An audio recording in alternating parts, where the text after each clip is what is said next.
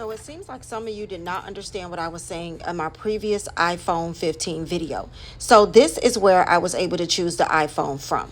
There was the iPhone 15. When I click on buy, computer's a little slow.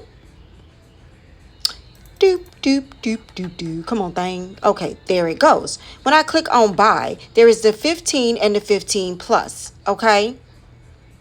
For the 15, click, okay? I have the option of pink, all right? For the 15 plus, I have the option of pink. However, I did not know that the 15 plus and the 15 Pro Max are the same size. I'll show you that in the end for people who are saying it's not the same size. Okay, so now I'm going to go to where I went because I like the larger phone. My nails are long. All right, now we're at the 15 Pro. There's no pink. And the 15 Pro Max. There is no pink. I wanted the Pro Max because in my mind, the Pro Max was larger. But as you can see there, the Pro Max has a 6.7-inch display. I did not realize that the other pink one also had a 6.7-inch display. I missed that, okay? I missed that, all right? If I would have known that, I would have got the pink one in the Pro.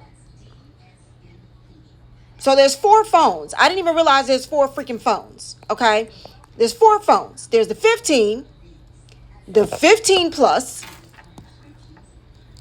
So there's the 15 plus, okay? I didn't realize the plus is 6.7 inches, okay? The plus is 6.7 inches. I would have had a pink phone, okay? I'm really mad about this.